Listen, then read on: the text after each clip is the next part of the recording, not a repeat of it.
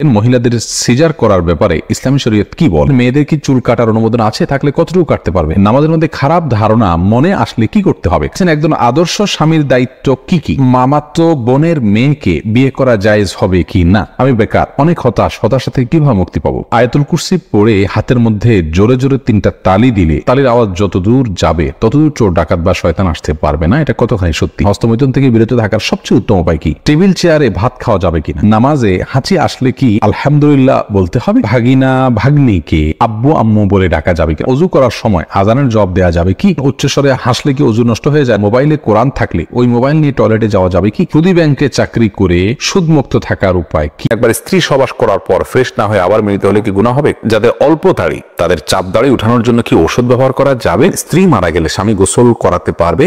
আর কি কি করণীয় আছে স্বামীর জন্য? নারীরা উচ্চ আওয়াজে কোরআন তেলাওয়াত করতে পারবেন কি না? টাক মাথায় চুল লাগানো যাবে কিনা? আমি টয়লেটে থাকা অবস্থায় যদি আজান শুরু হয় তখন কি আজান উত্তর দিতে পারি? খাওয়ার সময় ছেলেদের গোপে পানি বা খাবার লাগলে তাকে হারাম হবে? দাঁত আঁকা বাঁকা সোজা করা যাবে কিনা? যদি শ্বশুর শাশুড়ির সাথে বনিবনা না হয় তাহলে আলাদা থাকলে কি গুনাহ হবে? মহিলারা যদি অজু করা অবস্থায় কোনো পুরুষ দেখে ফেলে তাহলে কি অজু থাকবে? মাঝে মাঝে প্রস্রাবের পর পিচ্ছিল তরল জাতীয় কিছু গেলে কি শরীর বা কাপড় নাপাক হবে? হাতে তালি দেওয়া কি জায়েজ আছে? অনেকে বলে হারাম। এটা ইসলামের বিধান কি? বাজনা ছাড়া নুপুর পরা যাবে কিনা? কন্যা সন্তানকে কত বছর বয়স পর্যন্ত মায়ের বুকের দুধ পান করা যায়? মেয়েদের কি পশু পাখি জবাই করা জায়েজ আছে? চলি আমরা প্রশ্ন উত্তর দেওয়ার পর্বে। প্রিয়া খাতুন মুন্নি জানতে চেয়েছেন, উচ্চস্বরে হাসলে কি ওযু নষ্ট হয়ে যায়? না, উচ্চস্বরে হাসলে ওযু নষ্ট না, তবে নামাজের মধ্যে উচ্চস্বরে হাসলে ওযু নষ্ট হওয়ার কথা ইমাম আবু হানিফা রাহিমাহুল্লাহ বলেছেন। দিবা আপনি জানতে চেয়েছেন ফরজ নামাজের সিজদায় কি বাংলা দোয়া করা যাবে? উত্তর হলো না, ফরজ নামাজ সিজদায় বাংলা দোয়া করবেন না। মাহমুদ জানতে চেয়েছেন মামাতো বোনের মেয়েকে বিয়ে করা জায়েজ হবে কি না? মামাতো বোন সে আপনার মাহরাম নন। যেখানে মামাতো বোনকেই সরাসরি বিয়ে করা জায়েজ আছে সেখানে মামাতো বোনের মেয়েকে তো অবশ্যই বিয়ে করা জায়েজ আছে, কোনো অসুবিধা নেই। জিয়াউদ্দিন জানতে চেয়েছেন ভাগিনা ভাগ্নিকে আব্বু আম্মু বলে ডাকা যাবে কি? অসুবিধা নেই। এটা সে অর্থে প্রকৃত অর্থে আব্বু আম্মু বলা হয় না, যার কারণে ইন্নামা নামারবের নিয়াত তাদেরকে আব্বু আম্মুর মতো শ্রদ্ধার স্নেহের সেই জায়গা থেকে বলা যেতে পারে, কিন্তু পরিচয় দিয়ে আব্বু আম্মু তারা আমার বাবা মা এরকম কোন পরিচয় তো আপনি দিচ্ছেন না। যদি দিতেন তাহলে সেক্ষেত্রে এটি গুনাহের কারণ হতো। মেহেদী হাসান জানতে চেয়েছেন নামাজে হাঁচি আসলে কি আলহামদুলিল্লাহ বলতে হবে? ভাই মেহেদী হাসান, নামাজে যদি হাঁচি আসে তাহলে সেক্ষেত্রে আমাদের কোনো কিছু বলতে হবে না, কারণ আলহামদুলিল্লাহ বলা, ইয়ারহামুকাল্লাহ বলা এগুলো সালাতের বাইরের জন্য প্রযোজ্য, সালাতের মধ্যে এগুলো বলা যাবে না। সাইফুল ইসলাম আপনি জানতে চেয়েছেন ওযু করার সময় আজানের জবাব দেওয়া যাবে কি? ওযু করার সময় আজানের জবাব দেওয়া যাবে যদি আপনি ওযুর ফাঁকে ফাঁকে দিয়ে ফেলতে পারেন, কোনো অসুবিধা না থাকে, পানি অপচয় না হয়, ফাঁকে ফাঁকে দিয়ে ফেলতে পারেন। ওযুর সময় তো বিশেষ কোনো দোয়া নাই, অতএব মুখে আপনি আমলটা করতেই পারেন। ওযুর হাত ধোয়ার সময় এক দোয়া, মুখ ধোয়ার সময় এক দোয়া, পাও ধোয়ার সময়, মাথা মাসা করার সময় এক দোয়া, এরকম বিভিন্ন দোয়ার কথা আমরা জানি, সেগুলো বিশুদ্ধ হাদিস দ্বারাই প্রমাণিত নয়, যার কারণে ওযুর ফাঁকে ফাঁকে আপনি আজানের জবাব দিতে পারবেন। মুস্তফা সাগর আপনি জানতে চেয়েছেন মোবাইলে কোরআন থাকলে ওই মোবাইল নিয়ে টয়লেটে যাওয়া যাবে কি? যাবে। মোবাইলের ভিতরে কোরআন থাকা, নিজের বুকের ভিতরে কোরআন থাকা, স্মৃতিতে কোরআন থাকা একই কথা। আমাদের স্মৃতিতে মুখস্থ কোরআন আছে, সেটা আমরা টয়লেটে যাচ্ছি না আমাদের শরীর নিয়ে, অতএব মোবাইলের ভিতরে কোরআনটা এরকম সফট কপিটা আমাদের শরীরের ভিতরে থাকার মতোই, যার কারণে ওইটা নিয়ে আপনি টয়লেটে যেতে পারেন, কোনো অসুবিধা নেই। সঞ্জিদা শারমিন হিমু আপনি জানতে চেয়েছেন সুদী ব্যাংকে চাকরি করে সুদমুক্ত থাকার উপায় কি?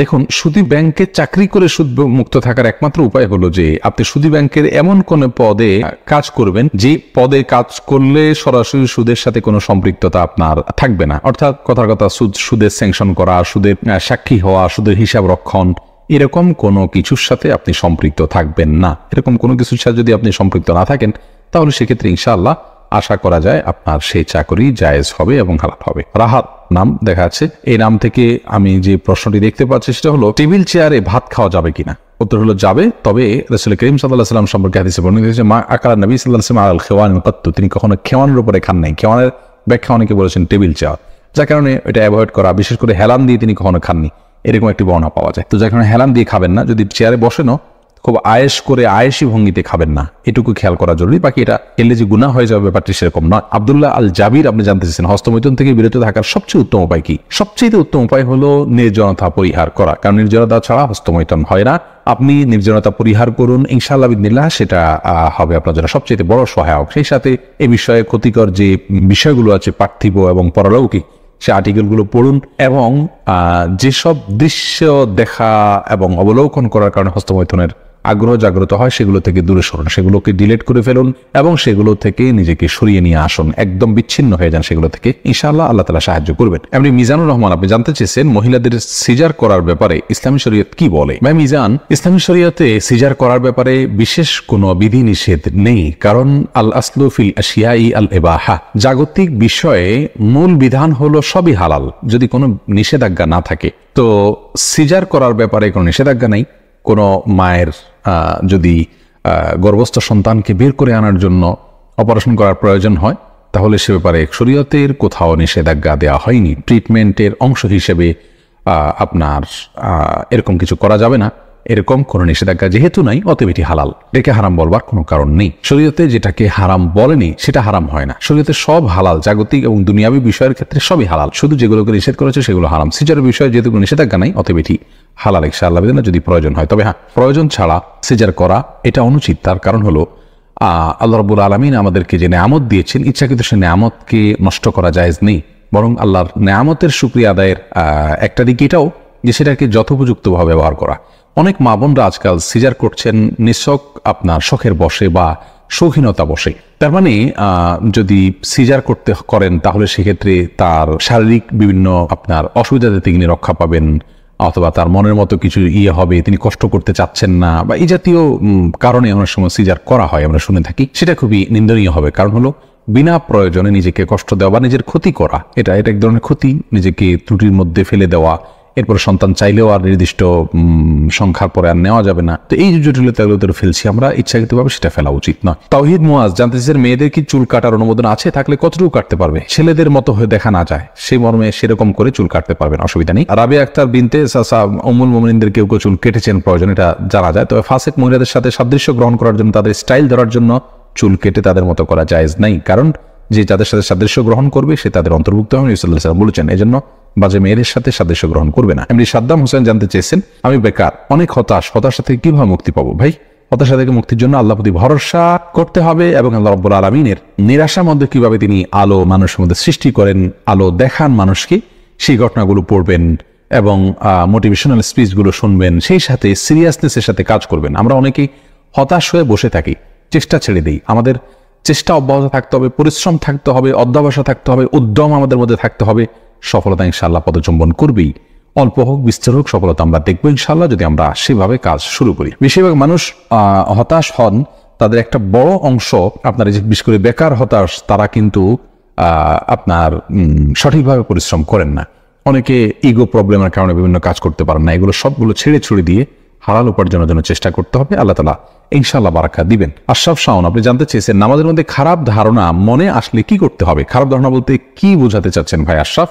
খারাপ ধারণা বলতে বাজে কোনো চিন্তা, খারাপ কোনো চিন্তা যদি আসে, তাহলে সেটা ইস্তেগফার করে সাথে সাথে আল্লাহর ভয়ে সালাতটা, আল্লাহর শরণার্থে, আল্লাহ দেখছেন, আল্লাহ আপনাকে অবজার্ভ করছেন, সেটাকে মাথায় রেখে আপনি ফেরত আনবেন। কি পড়ছেন সেগুলো বুঝে পড়ার চেষ্টা করবেন, তাহলে সেদিকে মনোযোগ থাকবে ইনশাআল্লাহ। আর যদি সালাতের মধ্যে আপনার খারাপ চিন্তা বলতে, খারাপ ধারণা বলতে আপনার আল্লাহ সম্পর্কে বা অন্য কিছু সম্পর্কে আসে, তাহলে তো যে পরামর্শ একটু আগে আমরা দিলাম সেটার উপর আমল করতে হবে। এমডি মুজাহিদুল ইসলাম, আপনি জানতে চেয়েছেন কোরআন শরীফ ভুলবশত পা ঠেকলে করণীয় কি? কোরআনে কারীম এখানে যদি ভুলবশত পা লেগে যায় বিশেষ কোনো করণীয় নেই, তবে সাবধান থাকতে হবে কোরআনের প্রতি অসম্মান যাতে ইচ্ছা অনিচ্ছা না হয়, বাস। এছাড়া বিশেষ কোনো করণীয় নেই। পরবর্তী সময়ের জন্য সাবধান হয়ে যাবেন। জান্নাতুল ফিরদাউস, আপনি জানতে চেয়েছেন আয়াতুল কুরসি পড়ে হাতের মধ্যে জোরে জোরে 3টা তালি দিলে তালির আওয়াজ যতদূর যাবে ততদূর চোর ডাকাত বা শয়তান আসতে পারবে না, এটা কতখানি সত্যি? বোন জান্নাতুল ফিরদাউস, আয়াতুল কুরসি সম্পর্কে রাসূল করিম সাল্লাল্লাহু আলাইহি ওয়াসাল্লাম থেকে একাধিক হাদিস বর্ণিত রয়েছে এর ফজিলত এবং মর্যাদা প্রসঙ্গে।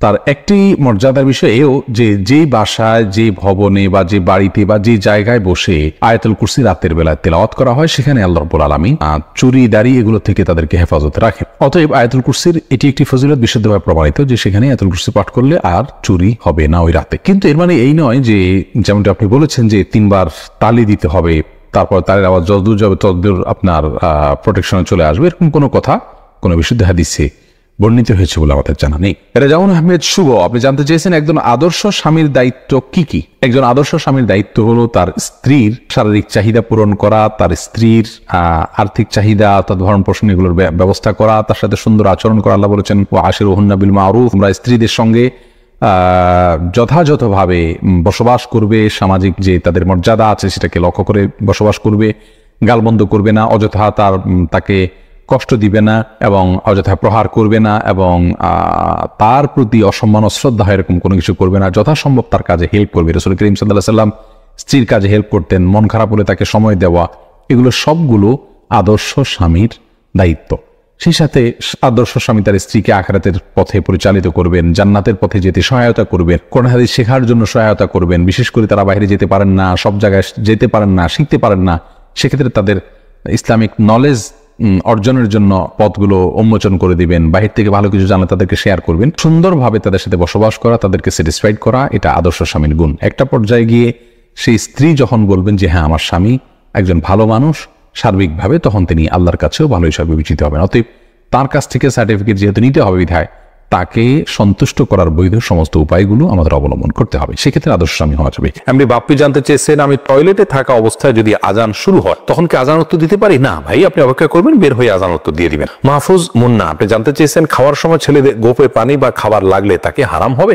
না, এমন কোনো কথা নেই, গোপে পানি বা খাবার লাগলে হারাম হয়ে যাবে, এটা জায়েজ নাই। এমনি লিটন হোসেন জানতে চেয়েছেন, দাঁত আঁকা বাঁকা সোজা করা যাবে কিনা? হ্যাঁ যাবে, কোনো অসুবিধা নেই। আঁকা বাঁকা দাঁতকে সোজা করাতে কোনো অসুবিধা নেই, এটা খুবই সাধারণ একটি বিষয়, অনেকেই করে থাকেন আজকাল, অসুবিধা নেই ইনশাআল্লাহ। শারমিন সোনালী আপনি জানতে চেয়েছেন, যদি শ্বশুর শাশুড়ির সাথে বনিবনা না হয় তাহলে আলাদা থাকলে কি গুনাহ হবে? আলাদা থাকলে গুনাহ হবে না, ওনাদের হক যদি মোটামুটি আদায় করা হয়, তাদের যেটুকু প্রয়োজন, আলাদা থাকলে যে গুনাহ হবে এমন কোনো কথা। আব্দুল মোমিন জানতে চেয়েছে, মহিলারা যদি অজু করা অবস্থায় কোনো পুরুষ দেখে ফেলে তাহলে কি অজু থাকবে? দেখুন ভাই আব্দুল মোমিন, অজু করা অবস্থায় কোনো পুরুষ দেখলে অজু ভাঙবে এমন নয়, তবে সেটা যদি ইচ্ছাকৃত দেখেন তাহলে গুনাহ হবে, অনিচ্ছাকৃত হলে গুনাহও হবে না, কিন্তু এই দেখার সাথে অজু ভাঙার কোনো সম্পর্ক না, অজু থাকবে ইনশাআল্লাহ। এমডি নাসির উদ্দিন জানতে চেয়েছেন, মাঝে মাঝে প্রস্রাবের পর পিচ্ছিল তরল জাতীয় কিছু গেলে কি শরীর বা কাপড় নাপাক হবে? যদি শরীরে লাগে তাহলে সে অংশটা ধুয়ে ফেলবেন, কাপড় লাগলে সে অংশটা ধুয়ে ফেলবেন, বাস তাহলেই চলবে, নাপাক হবে যেটুকু লাগবে সেটুকু জায়গা। এসেছে হেলাল খান জানতে চেয়েছেন, অজু করার সময় দাঁত থেকে রক্ত বের হলে কি অজু হবে? দাঁত থেকে যদি রক্ত বেশি বের হয়ে যায়, বের হতে থাকে, যার ফলে আপনার থুথু লাল হয়ে যায় এবং লালচে ভাব বেশি থাকে থুতুর মধ্যে, তাহলে সেক্ষেত্রে আপনার অজু হবে না। আর যদি লালচে ভাব কম থাকে, হালকা হলুদ হয়, তাহলে সেক্ষেত্রে অজু হয়ে যাবে। আফরিন সুলতান জান্নাত আপনি জানতে চেয়েছেন, বাজনা ছাড়া নূপুর পরা যাবে কিনা? জীবন আপনি নূপুর পড়তে পারেন যদি সেটাতে বাজনা না থাকে এবং বাহিরে আপনি যখন পরে যাবেন সেটা আপনার পায়ে থাকতে পারে, কোনো অসুবিধা নেই। সাহাবায়ে কেরামের মধ্যে থেকে অনেকে নূপুর পড়েছেন, অনেক মহিলা সাহাবীরা নূপুর পড়েছেন, এরকমটি হাদিস দ্বারা স্পষ্টভাবে আমরা জানতে পারি। জহিরুদ্দিন মোহাম্মদ বাবর জানতে চেয়েছেন, হাতে তালি দেওয়া কি জায়েজ আছে? অনেকে বলে হারাম, এটা ইসলামের বিধান কি? হাতে তালি দেওয়া এটাকে হারাম বলার সরাসরি কোনো সুযোগ নেই, তবে অবাক করা কোনো কিছু, ভালো কিছু দেখলে মুখে সুবহানাল্লাহ বলা, আশ্চর্য হলে সুবহানাল্লাহ বলা, মাশাআল্লাহ বলা, এটা হলো সুন্নাহ, হাতে তালি নয়। কিন্তু যদি কেউ হাতে তালি দেন তাহলে সেক্ষেত্রে হারাম হয়ে যাবে, এটা মোটেও সঠিক নয়। এম এস আল মাহমুদ জানতেছেন, কন্যা সন্তানকে কত বছর বয়স পর্যন্ত মায়ের বুকের দুধ পান করানো যায়? কন্যা এবং ছেলে সন্তান সবার জন্য একই বিধান, 2 বছর পান করাবেন। ইমাম আবু হানিফার মতে তার বেশি পান করানো জায়েজ নাই, অন্যান্য ইমামদের অনেকের মতে জায়েজ আছে, যেহেতু কোনো নিষেধাজ্ঞা নেই, যেহেতু আল্লাহ কোরআন কারীমে হাওলাইনে কামেলাইনি বলেছেন, লিমান ওই আরাদা আন ইউতিম্মা রাদাআ, যে ব্যক্তি দুধ পান করার সময় পূর্ণাঙ্গতায় পৌঁছাতে পান তিনি 2 বছর করাবেন। আল্লাহ তাআলা পরিষ্কার বলেছেন, এজন্য 2 বছর করানো জায়েজ আছে। সায়েন্টিফিকলি বিষয়টা প্রমাণিত যে পরে আর মায়ের বুকের দুধে কোনো উপকারিতা বাচ্চার জন্য থাকে না, এজন্য 2 বছর পান করাবে, ছেলে হোক মেয়ে হোক, যে মানে উভয় ক্ষেত্রে। খালেদা আক্তার জানতেছেন, মেয়েরা পর্দা না করলে মা বাবার কবরে কি আযাব হবে? মা বাবার যদি সেখানে কোনো দায় থাকে, ত্রুটি থাকে, তাহলে সেক্ষেত্রে তাদের আযাব হতে পারে, কিন্তু মা বাবা যদি তাদেরকে সঠিক পথের দিশা দিয়ে থাকেন, বুঝিয়ে থাকেন, দায়িত্ব পালন করে থাকেন, তাহলে সেক্ষেত্রে তাদের দায়ভার তারা শুধু সন্তানরাই বহন করবে, মা বাবার কোনো কিছু দায়ভার চাপানো হবে না। আল্লাহ বলেছেন, লা তাযরু ওয়াজরাতান উযরা উখরা, কারোর দায়ভার অন্য কেউ বহন করবে না। লাইসা লিল-ইনসানি ইল্লা মা সাআ, প্রত্যেকে যা করবে তারই তিনি দায় নিবেন। তামান্না ইসলাম সেতু আপনি জানতে চেয়েছেন, মেয়েদের কি পশু পাখি জবাই করা জায়েজ আছে? বোন, অবশ্যই জায়েজ আছে। মুরগি, হাঁস, এই জাতীয় পশু পাখি, গরু, এগুলো জবাই করার ক্ষেত্রে অনেক উদাহরণ আমাদের সমাজে আছে। যেমন ভাই বোন দুজন মিলে একসাথে গরু জবাই করতে পারবেন না শেয়ারে, তারপরে আপনার মেয়েরা গরু বা ছাগল বা কোনো পশু জবাই করতে পারবেন না, গোসল ফরজ অবস্থায় গরু ছাগল জবাই করা যাবে না, স্বামী স্ত্রী একজন ধরবেন একজন জবাই করা যাবে না, এরকম নানাবিধ কথা আমাদের সমাজে প্রচলিত আছে। এগুলো সবগুলো ভ্রান্ত ধারণা।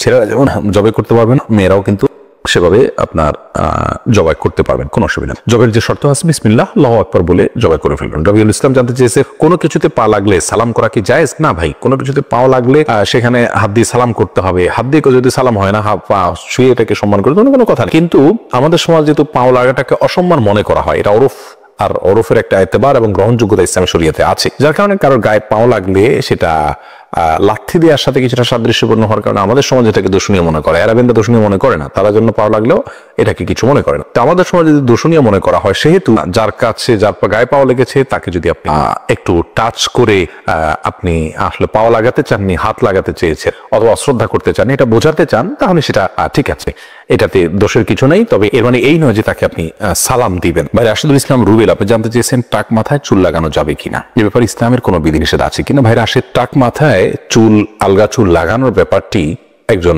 স্বাভাবিক অবস্থায় একজন মানুষের জন্য জায়েজ নাই, কারণ আল্লাহ রাব্বুল আলামিন বলেছেন লা তাবদীলা লিখালকিল্লাহ, আল্লাহর সৃষ্টিতে কোনো প্রকার পরিবর্তন করা চলে না। এখন কারো চুল পড়ে গেছে, তিনি আলগা চুল লাগিয়েছেন, এটা এক ধরনের প্রতারণার মতো। যেমনি ভাবে চুল সাদা হয়ে গেলে সেটাকে কালো করার যে একটা প্রয়াস, প্রবণতা, নিজের বয়স লুকানোর চেষ্টা, অথবা বয়স ছাড়াও অনেক সময় সাদা হয়ে থাকে, তো এই যে নিজের অবস্থার পরিবর্তন করার চেষ্টা, এই জিনিসটাকে ইসলাম ভালোভাবে দেখে না। অতএব এটাকে স্বাভাবিকভাবে রেখে দেওয়াটাই উচিত, এবং এখানে কোনো প্রকার লুকোচুরি করা এটা অনুচিত এবং অসুন্দর। এমডি আব্দুল্লাহ জানতে চেয়েছেন নারীরা উচ্চ আওয়াজে কোরআন তেলাওয়াত করতে পারবেন কি না। ভাই আব্দুল্লাহ, নারীরা উচ্চ আওয়াজে কোরআন তেলাওয়াত করতে পারবেন, তবে সেটি পরপুরুষের কণ্ঠ পর্যন্ত, কান পর্যন্ত যেন না পৌঁছে সে ব্যাপারে চেষ্টা করতে হবে। নিজের বাসায় করতে পারেন, নিজের ঠিকানায় করতে পারেন। নিজের ঠিকানায় যদি, বাসায় যদি দেবর থাকে, অন্য কেউ থাকেন, তাহলে তাদের কান পর্যন্ত যেন আওয়াজটি না যায় সে ব্যাপারে তাকে সচেতন থাকতে হবে। কারণ কোরআন তেলাওয়াতের ক্ষেত্রে কণ্ঠের মধ্যে কোমলতা সৃষ্টি করতে হয়, সৌন্দর্য সৃষ্টি করে তেলাওয়াত করা হলো তেলাওয়াতের আদব। আর সে আদব রক্ষা করতে গিয়ে কিন্তু তিনি কোমল কণ্ঠে, সুন্দর কণ্ঠে পড়তে যাবেন, সেটি পরপুরুষের মনের মধ্যে বাজে চিন্তা আসার কারণ হতে পারে। সেই জায়গা থেকে তিনি জোরে পড়বেন, যদি একাকী থাকেন বা কেউ না শুনে। আর যদি কেউ শোনার মতো থাকে তাহলে তার কান পর্যন্ত যেন না যায় সেভাবে তিনি তেলাওয়াত করবেন ইনশাআল্লাহ।